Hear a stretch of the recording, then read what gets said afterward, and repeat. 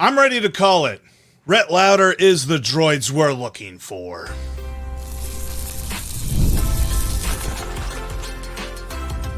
You are Locked On Reds, your daily Cincinnati Reds podcast, part of the Locked On Podcast Network, your team every day. Welcome in to Locked On Reds. We are your daily source for all things Cincinnati Reds. I'm Stephen Offenbaker. He's Jeff Carr. We have a combined 12 years of experience covering your Cincinnati Reds. We love talking baseball. We love baseball. We love these Reds.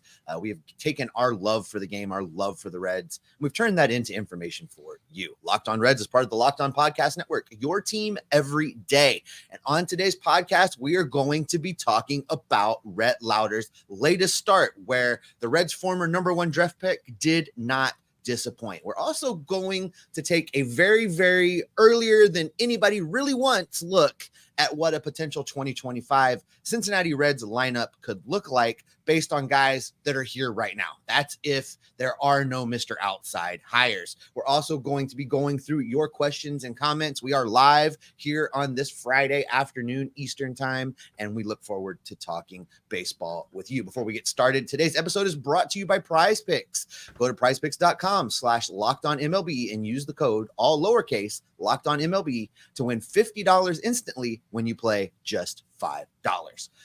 All right, Jeff, Rhett Lowder. Everybody is in a tizzy because he looked pretty good. He now is the owner of a sub-1 ERA, and after two big league starts, pitched 6 1/3 scoreless innings of baseball against a really good Houston Astros team. And by the way, The Houston Astros, isn't it nice? Isn't it lovely? I think there's a song that says that. Isn't it lovely that there is a team out there that has nightmares about the Cincinnati Reds the way that we have nightmares about the Milwaukee Brewers? Isn't it good to know that down in the Lone Star State, deep in the heart of Texas, there are folks having nightmares about the Cincinnati Reds? Yeah, the last time that the Reds lost in Cincinnati, the Astros won a game in Houston in 2016. But the last time that the Reds lost a game in Cincinnati to the Houston Astros was 2012. Houston was still a National League team back then. And that just goes to show you that Rumke is leaving the Astros on red right now. But I love this performance from Rhett Lowder. It was a fantastic pitching performance. And quite frankly, when I looked up and I saw it was the 7th inning, number one, that was a fast game on Thursday afternoon. I think it was only 2 hours and 20 minutes. It was less than 2.5 hours. But when I looked up and saw it was the 7th inning and that he was still out there, I was like, oh, what are we doing? We're running him to the ground. What is this? He only had 70 pitches coming into the 7th inning. That was the thing for me. And I know there's a lot of folks, and I know that he's going to go through his growing pains, and I know that there's a lot of folks that are just like, dude, 2 starts?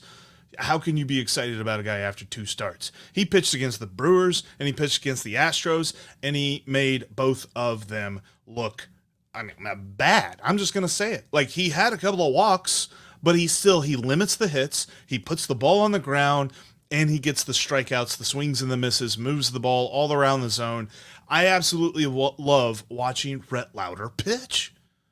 Yeah, and listen, I'm not going to do this thing that we did with Hunter Green. I am not going to get too excited too fast. I'm not going to put too much pressure on Rhett Lowder. I'm not going to do it, Jeff, because there are things that Rhett Lowder is deficient in right now. There are things that he needs to work on. He is a work in progress. He is going to continue to learn at the big league level. Example number one, Jeff, while he may be striking guys out, 9 strikeouts in 2 starts, that's good for a 7.8 strikeouts per 9. He's walked 8 batters in that same span of time. So 9 strikeouts, 8 walks. That's good for a 7 base on balls per 9. That's unacceptable. That has to get better. The walks will haunt. The free passes will hurt. He has to fix that. But that being said, we're not looking at him through rose-colored glasses and seeing no faults. We knew he was going to be a work in progress. We knew they brought him up a little bit earlier than he was probably ready to be brought up in the grand scheme of things. But he is clearly demonstrating that he has the bona fides of a major league starting pitcher. And I'm excited that he's getting this opportunity now, because he's going to take this film. He's going to take what he learns over these remaining starts. He's going to carry that into the offseason, and it really gives him a leg up in cementing a spot in this rotation for 2025. It allows him to hit the ground running when this team goes to Goodyear in February, and for him to get himself ready to be a part of this Reds rotation from day one in 2025. I really got to think about this, and I think it's interesting because the Reds have gone through quite a spell of dealing with pitching injuries, and the whole entire starting rotation being either gone or in Milwaukee from opening day. There's been a lot of this that it's just like, well, why on earth did the Reds get rid of Frankie Montas? Like, looking back on this, it seems like, regular sight should have caught that the Reds were going to hit this wall, because they have hit this wall for the last couple of years. We get into August and September, and it just feels like the entire pitching staff hits a wall physically as much as they do anything else. And so why didn't they have all this? But I'm going to do that. I'm going to put my thinking cap on here, Steve. I'm going to put my positive thoughts, positive vibes cap on, because had this stuff not happened, Rhett Lowder would be in AAA. Rhett Lowder would be in Louisville. We would not have seen him in Cincinnati. And quite frankly, I still say, I'm going to stand on the table and swear by this, that he is going to cut down on the walks, and we can pencil him into the starting rotation for next year. I think that he's got the talent to be here, and I think that he's got the talent to stay. Yeah, no, I absolutely think he'll cut down on the walks. There's a learning curve here. There's a process going on. And look, major league hitters are the best in the world at hitting the baseball. They're going to start hitting him, and they're going to start hitting him before the end of this season. I'm glad for that. I think that's good. This season's lost. The Reds aren't winning anything. If Rhett Lowder can begin the process of figuring out how to adjust to the adjustments, which is always the thing, right? That's why the sophomore slumps for pitchers are what they are. The league adjusts, and then the pitchers basically are starting over. They have to figure out how to do it all over again. He's getting a head start on that. He's getting, an inside look, a quick peek at what things are going to be like. I just think it's going to make him that much better when he comes into next season. And I'm not going to lose my mind up in here when the league hits him around a little bit. He's going to have a game where he gets knocked out after 3 innings because they've scored runs on him. It's going to happen, and it's not the end of the world. It's not time to jump on your favorite social media device and be like, see, I knew he wasn't. Well, no, he wasn't going to be a 0.87 ERA for his entire career. That's not what was going to happen. He's going to have ever say never. So never say basically, never. what I'm saying, Jeff, is I am encouraging everyone to not repeat the mistakes we made with Hunter Green. Let's not set the ceiling and the expectation so high that there's absolutely no way this player can live up to it. Let's appreciate him for what he is. Understand there are things he's got to work on, that he will have some failings along the way. And if you can do that, if you can look at him through that lens, you're going to be happy watching him develop as a starting pitcher for your Cincinnati Reds. Well, I think the interesting thing with Rhett is that his abilities are not the same as Hunter Green. And so I think that when adjustments come, he's going to be uniquely positioned to deal with those well. I mean, we saw that this year in the minor leagues. He really dominated Dayton, didn't spend long down there. I think what you're saying is he's already a pitcher. Hunter Green was a thrower with a 103-mile-an-hour fastball that had to learn how to pitch against big league hitters. Rhett is already a pitcher. He just has to learn the adjustments. Right, and he's really good at pitching backwards right now. We always talked about Hunter Green and felt like he needed something else so he could pitch backwards, because a slider really isn't the best way to set up anything else. That's a pitch you set up with the fastball. So the fact that Rhett has 4 different pitches and he can really throw any of them at any time, anywhere in the zone, is such a strength for me. And I think it's going to be harder. There's going to be an adjustment period. There is for everybody. But I don't think it's going to be as long or as arduous as, say, what Graham Ashcraft has been going through, or even what, Nick Lodolo is going through with the changing of his grip and all this other stuff. I think when we see an adjustment period for Rhett Lowder, it's not going to be as substantial. I don't think that he is ever going to be the kind of guy that challenges for a Cy Young, but he is always going to be a guy that you are happy to see in your rotation and you are happy to see every 5th day. I completely agree with you. I know this. Rhett Lowder is as advertised. I 100% agree. And I know this too. The Reds have a lot of holes that we're looking at next year for the lineup, but we're going to try to put together a lineup that includes no outside hires whatsoever. We're going to do that coming up next. Cash money. All right, now that I have your attention, I want to tell you about Ibotta, because Ibotta is going to help put cash money back in your pocket with everyday purchases, because all you have to do is download the Ibotta app for free and sign up with an account, and you can start earning cash back today. Plus, if you use the promo code LOCKEDONMLB, you'll get $5 instantly. We're talking about all of the biggest brands, all your favorite products. Look, as summer's coming to an end, we still got a few more days left of summer to get in some barbecuing and some good outdoor cooking. You're probably going to want some good stuff for that. Ibotta is going to help you out. As football season gets going, you're probably going to want some new football gear. Ibotta can get you cash back on that as well. They've got cash back everywhere. Download the Ibotta app today, because users of Ibotta are just absolutely raking in the cash back. Download the Ibotta app, use the promo code LOCKEDONMLB. You'll get $5 just for typing in that code. Again, that's Ibotta, IBOTTA, in the Google Play or the App Store today, and use that promo code LOCKEDONMLB.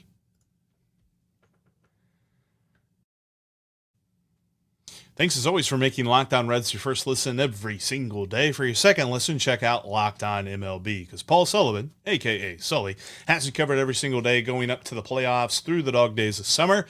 He's going to sprinkle in a little bit of humor and wit there too, and a little bit of historical knowledge. I'm pretty sure Sully was alive whenever they expanded the strike zone, and whenever they decided that 21 runs was no longer what you needed to win a game, and when they moved the mound back and all this other stuff, because he can tell you all about it. That's over at Locked On MLB. It's just like Locked On Reds, free and available on all platforms, and part of the Locked On Podcast Network, your team every single day. And speaking of every single day, shout out to our everydayers out there. Appreciate you all for checking out today's live show here on a Friday afternoon. If you're not already done so, please jump down into the comments section. Seeing a lot of familiar faces in the comments section already.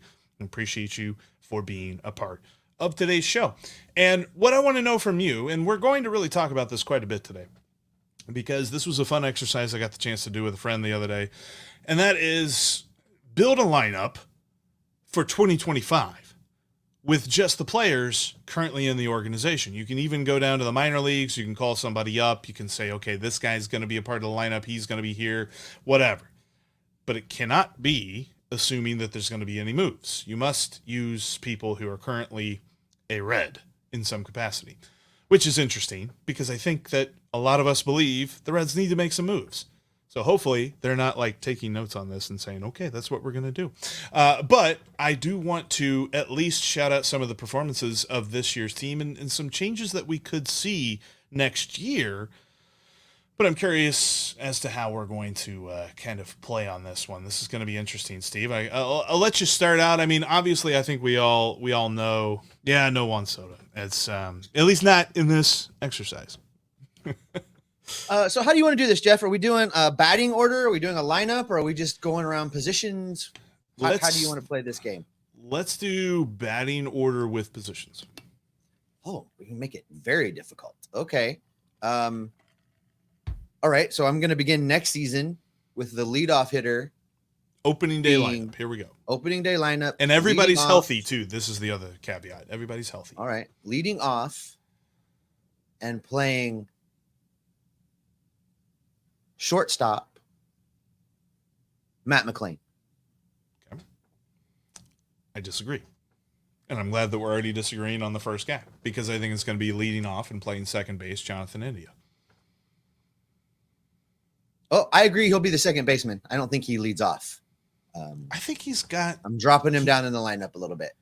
He's got some sort of on-base thing, man. Like the plate discipline and the pitch recognition I don't know that he maybe like absorbed some of that ability from Joey Votto on his way out the door.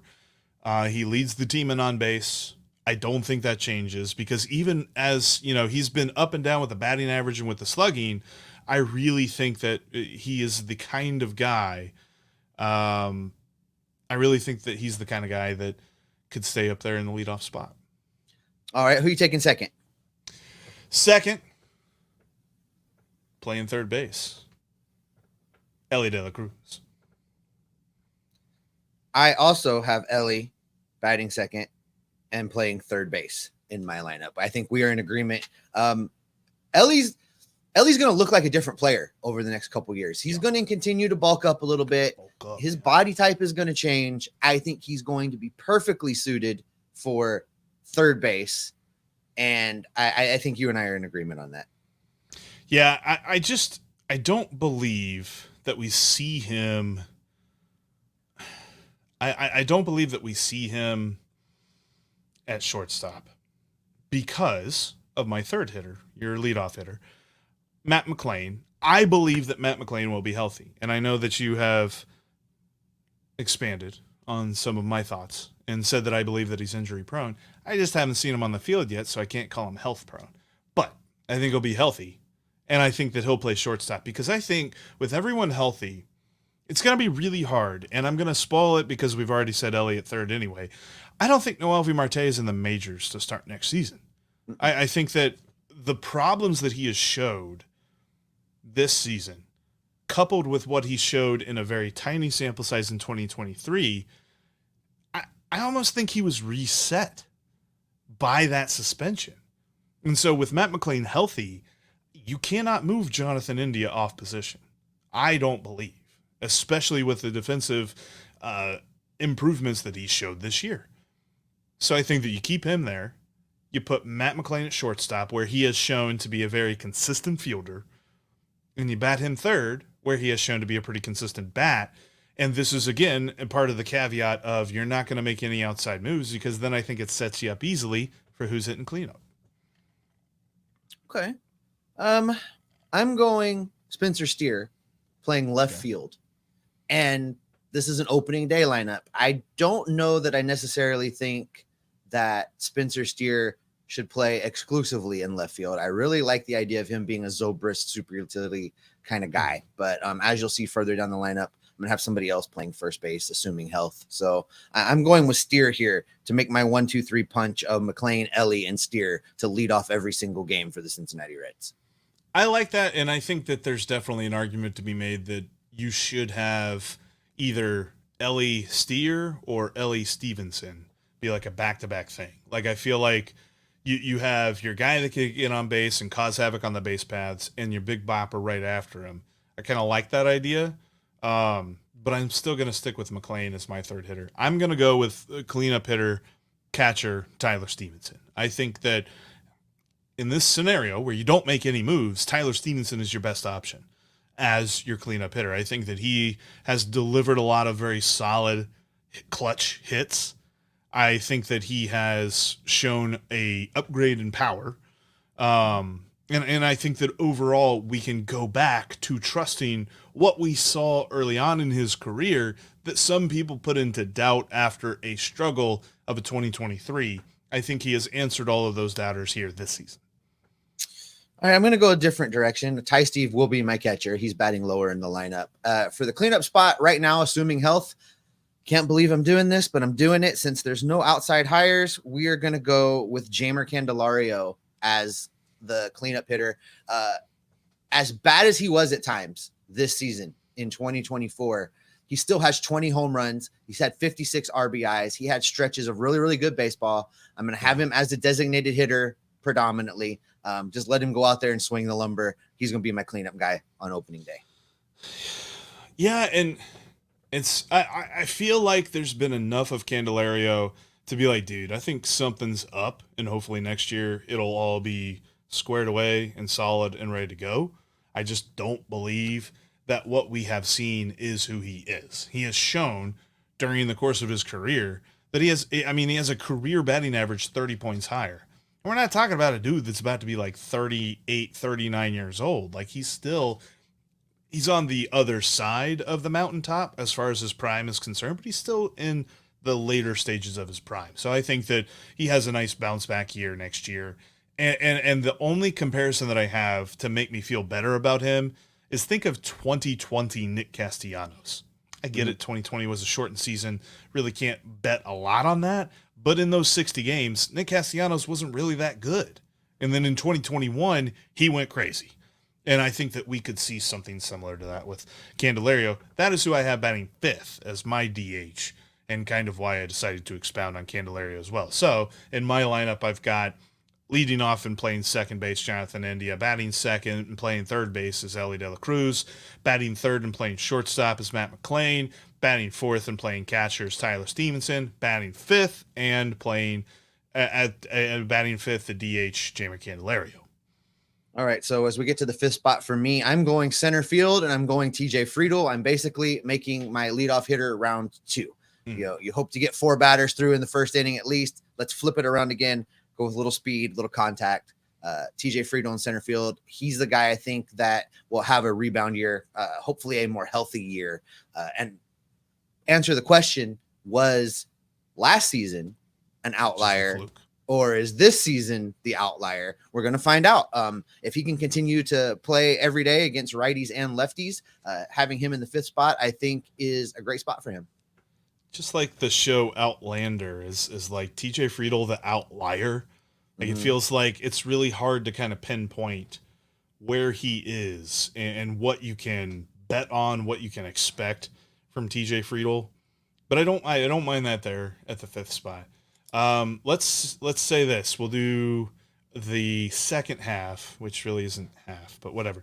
The next part of our lineup. Moving forward, I'd be interested to see some comments from some folks as well about their lineups. Well, they're commenting, brother. They don't like what we're throwing. They don't like what we're throwing down. And we'll finish our lineups coming up here in just a moment.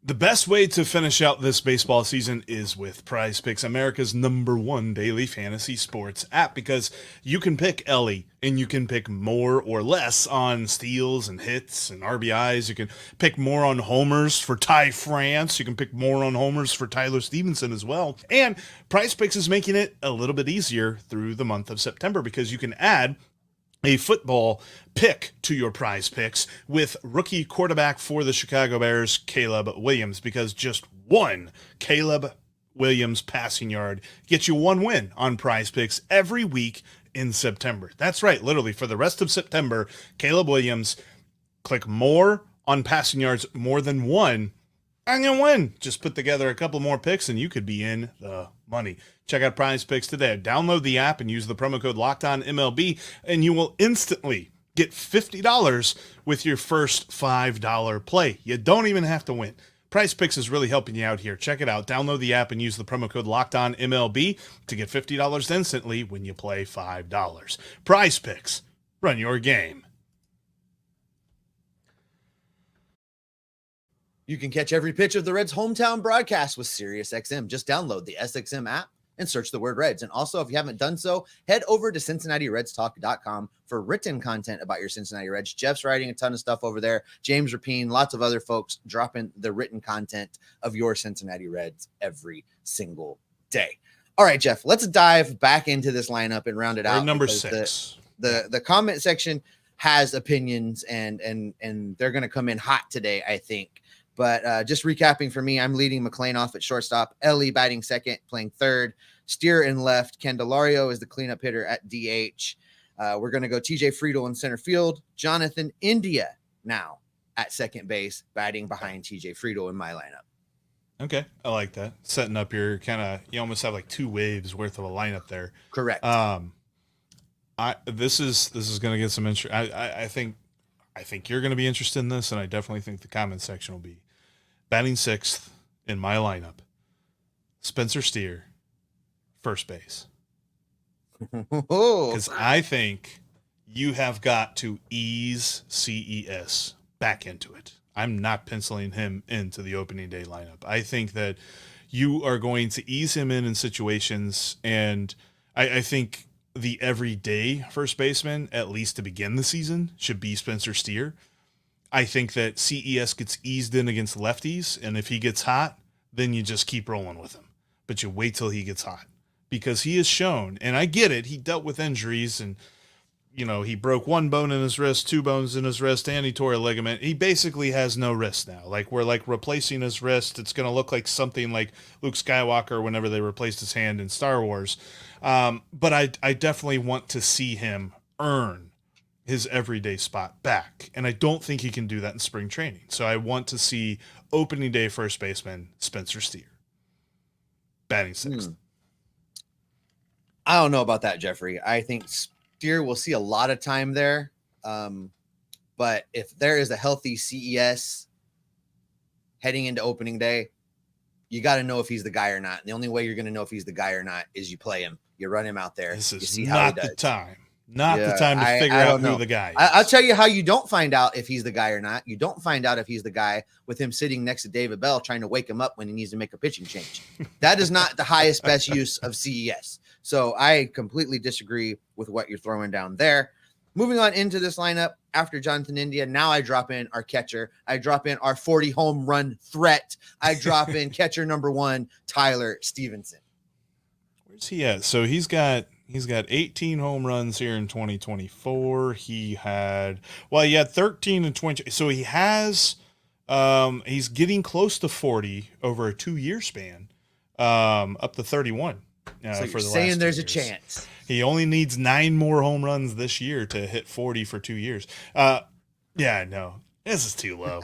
Tyler Stevenson needs to be around the middle of the order. I think even if you go get Juan Soto, or you go get Anthony Santander, or you go get a middle of the order guy. Exercise. You don't get right. that. But I'm just saying, we're not doing Mr. Outside High. I'm just saying, I believe that it is I think it is a huge miss if you make a lineup and Tyler Stevenson isn't somewhere 3, 4, 5.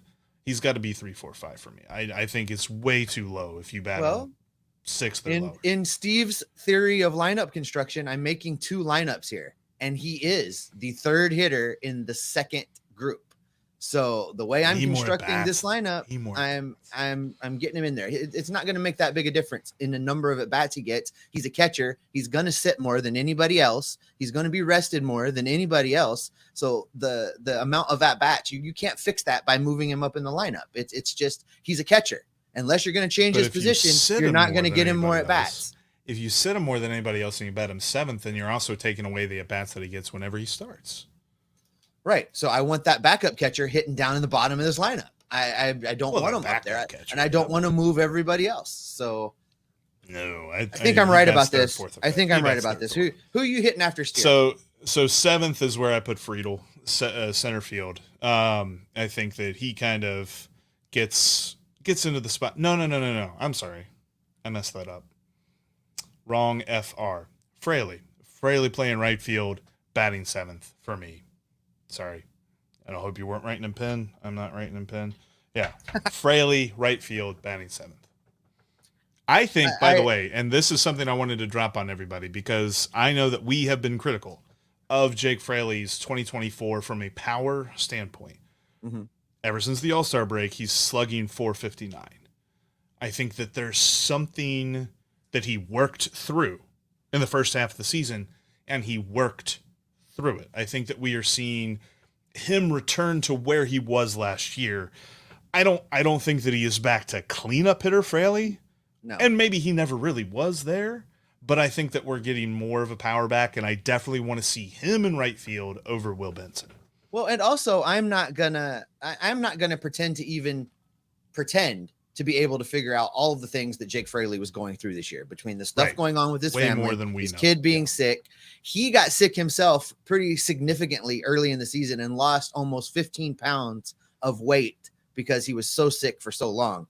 That's going to affect your power. He had so much happening this year. This year is an outlier, no matter how you look at it, what's going on with him. I'm fine with you batting him here. I'm not doing that because where I'm batting now is the first baseman of the present and the future, and that is CES. He's going to be in this lineup. He's not elbowing David Bell. He's not fetching sunflower seeds for the starting pitchers that are hanging out in the dugout. He's on the field. He's playing the game, and we're going to know if he's the real deal or not. And if he's not, you make a change and we move on from it. But he's not sitting the bench. It was funny because, he hit that walk-off home run to beat the Nationals March 31st. And it just kind of felt like his season was getting going fast. And then he didn't do anything after that. He had one more home run after that. It was just, I don't know. Maybe he really did mess up his wrist the way that they said earlier on in the season, and he quote unquote dealt with it all year long. And that's really what derailed the season. That was unfortunate to see.